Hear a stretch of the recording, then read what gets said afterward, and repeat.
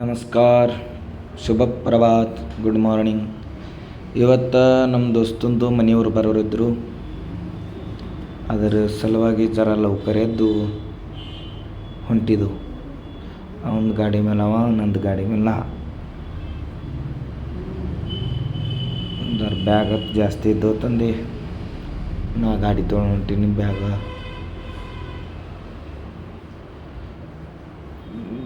ಭಾಳ ಜಾಸ್ತಿ ಇತ್ತು, ಅದ್ರ ಸಲುವಾಗಿ ಇದು ಆಸರಾ ಚೌಕ್ ನಿಂತ ನಡೆದವು ಸಾತ್ ರಸ್ತಾಕ್ಕೆ ಹೋಗೋದ. ನಮ್ಗೆ ಸಾತ್ ರಸ್ತಾಕ್ಕೆ ಗಾಡಿ ಬರೋದ, ಪುಣೆ ನಿಂತ ಬರೋದತ್ತು. ಸಾತ್ ರಸ್ತಾಕ್ಕೆ ಹೊಂಟಿದೆವು.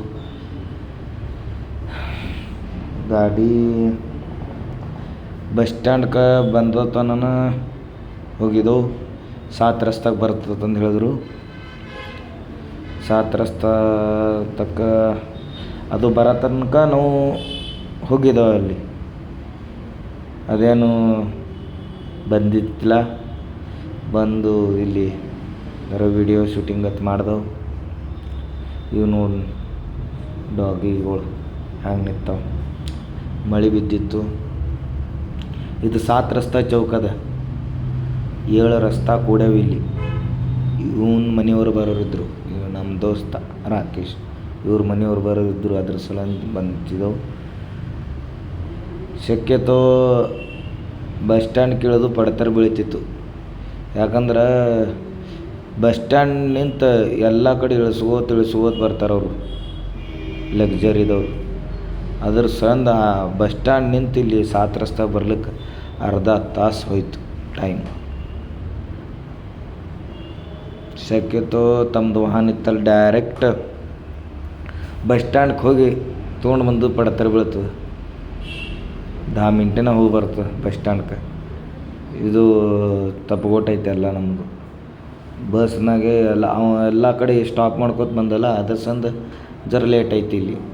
ಇಲ್ಲಾಂದ್ರೆ ನಾವು ಅವಾಗೇ ಅಲ್ಲೇ ಡೈರೆಕ್ಟ್ ಬಸ್ ಸ್ಟ್ಯಾಂಡ್ ನಾ ಹೇಳಿತ್ತಿದ್ದ ಅವನಿಗೆ, ಬಸ್ ಸ್ಟ್ಯಾಂಡ್ಗೆ ಹೋಗಮು, ಬಸ್ ಸ್ಟ್ಯಾಂಡ್ ನಿಂತ ತೊಗೊಂಡು ಬರಮು. ಇಲ್ಲ ಸಾತ್ ರಸ್ತಾಗೆ ಬರ್ತಂದು. ಸಾತ್ ರಸ್ತಾಗೆ ಬಂದಿತ್ತು.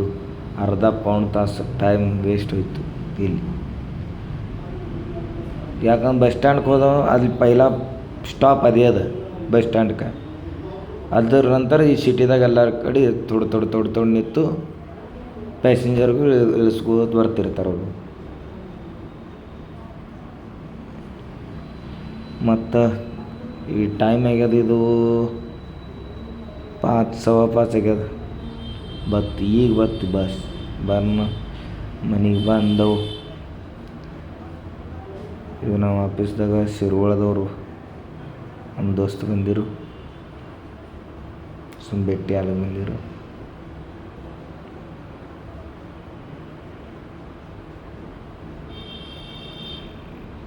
ಇವರು ದಿನ ಬರ್ತಾರೆ ನಮ್ಮ ಆಫೀಸ್ಗೆ ಪಿಗ್ಮಿ ತುಂಬ್ಕೊಲ್ಕೆ.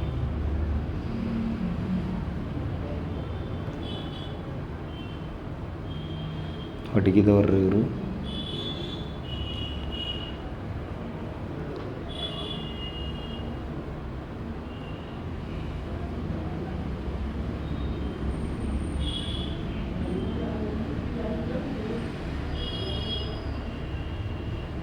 ಮನುಷ್ಯ ಚಲೋ, ಮಾತಾಡ್ಲಿಕ್ಕತ್ತು ಭಾರಿ ರೆಸ್ಪೆಕ್ಟ್ಫುಲಿ ಮಾತಾಡ್ತಾರೆ.